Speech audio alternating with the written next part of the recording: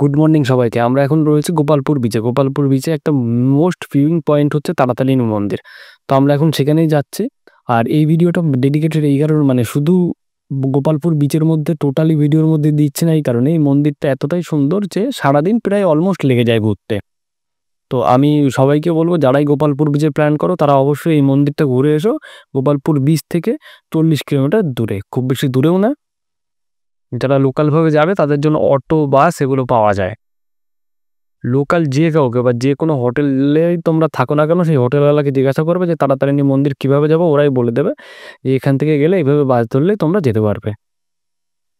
আর মন্দিরের যে ভয়েসটা তোমরা শুনবে, আমি টোটালটা গুগলের ভয়েস থেকে রেকর্ড করে তারপর দিয়েছি, কারণ হচ্ছে নিজে মন্দির সম্পর্কে অতটা জানি না, তাই ভুল ভাল বলার থেকে আমি মনে করি গুগল যেটা বলছে সেটা জানাই ভালো।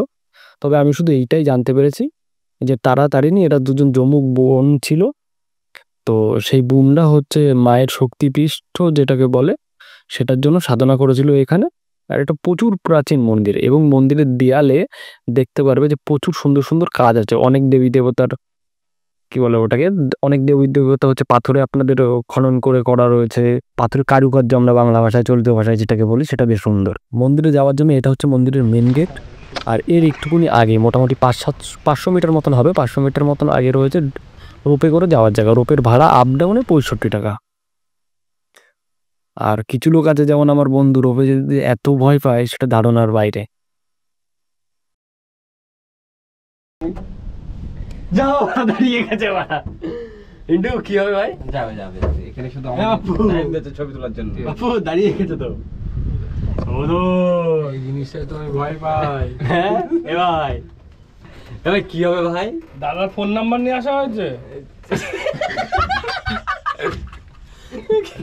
ফোন করে কি বলবি? আরে কিছুই নাই, কিন্তু আমরা যে দাদা ছেড়েছে, দাদা তোমার ধন্যবাদ দাদা।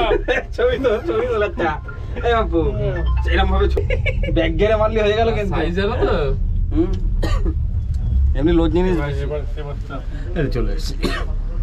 এখনই চাপ। সত্যি বলছি ভাই, আমার যা ভয় লেগেছে। গাড়ি বন্ধের সময় তো চাপ, আর ঢালু জায়গা না, হুশ করে তো লেগে যাবে করতে। আরে কিছু বাজে বাজে কথা বলিস না। কিছু হবে না। কেন বলিস? তোরা ভয় পাচ্ছিস কেন? কিচ্ছু হবে না। আমার নিচে পাঠাই দেবা?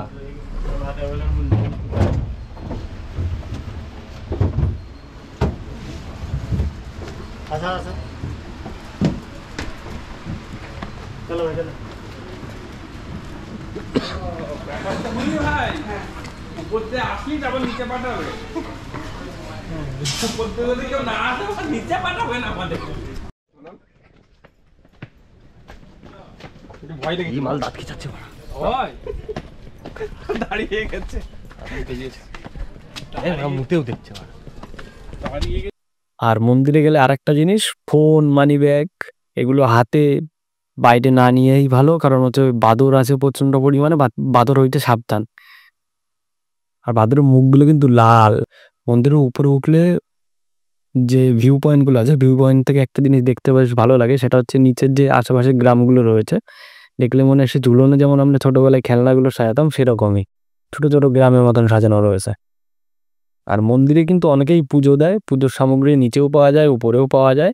আর লোকাল যারা আছে তারা কিন্তু বাইক নিয়েও আবার চলে আসে মন্দিরের উপরে। বাট মেন গেটে নর্মালি বাস বা এরকম জিনিস, শুধু লোকাল বাস আছে সেটাকে ছাড়ে, বাদ বাকি কোনো কিছু আসতে দেয় না। লোকাল যারা বাইক নিয়ে আসে তাদের ওই পুরোহিত বা এই টাইপের লোকজনকে ছাড়ে শুধু, আদারওয়াইজ কাউকে ছাড়তে দেয় না।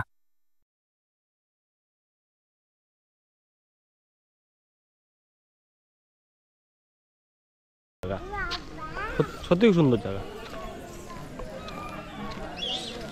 হেভি মন্দিরটার পজিশন এত সুন্দর, আর নদীটা দেখা যায় ওখান থেকে, হেভি লাগে। আমি তো দুটোতে ভিডিও করছি, মানে তোকে ভিডিও কল আর এদিক দিয়ে ভিডিও, তোরটার দিকে খেয়াল দিচ্ছি না।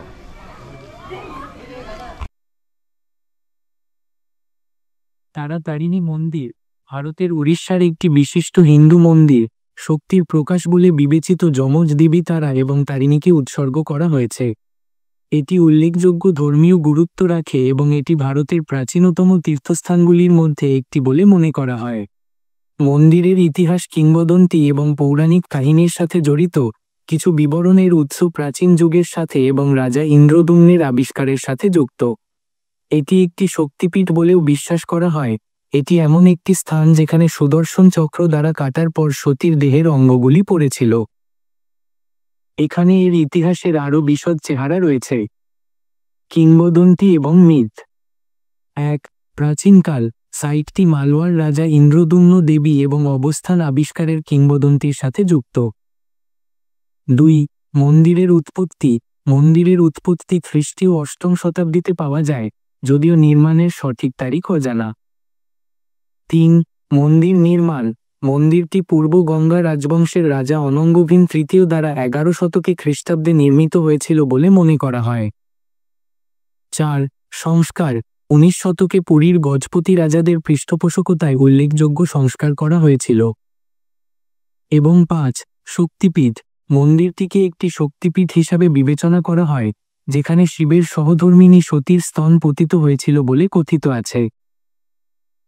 ঐতিহাসিক প্রেক্ষাপট। 1. প্রারম্ভিক উপাসনা। এলাকাটি সভ্যতা ও সংস্কৃতির একটি কেন্দ্রস্থল ছিল, যেখানে গাছ এবং মাতৃদেবীদের মাতৃকা পূজা প্রতি শ্রদ্ধা সহ আদি উপাসনা প্রথা ছিল। 2. তান্ত্রিক অনুশীলন। মন্দিরের স্থানটি প্রাথমিকভাবে একটি তন্ত্রপীঠা ছিল, এমন একটি জায়গা যেখানে তান্ত্রিক ভক্তরা তাদের বিশ্বাস অনুশীলন করতেন এবং তারা দেবী, কালী এবং অন্যান্যদের মতো দেবী দেবীর পূজা করতেন। 3. তীর্থস্থান। মন্দিরটি বহু শতাব্দী ধরে হিন্দুদের জন্য একটি উল্লেখযোগ্য তীর্থস্থান, বিভিন্ন প্রাচীন ধর্মগ্রন্থে উল্লেখ রয়েছে। 4. উৎসব। মন্দিরটি চৈত্র যাত্রা, কুম্ভ মেলা এবং দুর্গা পূজার মতো উৎসবের সাথে জড়িত। এবং 5. ঘূর্ণিঝড়ের ক্ষয়ক্ষতি। 1999 সালে ওড়িশা ঘূর্ণিঝড়ের সময় মন্দিরটি ক্ষতিগ্রস্ত হয়েছিল এবং সরকারি অর্থায়নে পুনর্নির্মাণ করা হয়েছিল। অতিরিক্ত পয়েন্ট। যমজ দেবী। মন্দিরটি যমজ দেবী তারা এবং তারিণীকে স্থাপন করে, যারা শক্তির প্রকাশ বলে বিবেচিত হয়, ঐশ্বরিক নারী শক্তি। অবস্থান। মন্দিরটি ওড়িশার গঞ্জাম জেলার বেরহামপুরের কাছে কুমারী পাহাড়ে অবস্থিত, যা ঋষিকুল্যা নদীর একটি মনোরম দৃশ্য দেখায়। আমরা এখন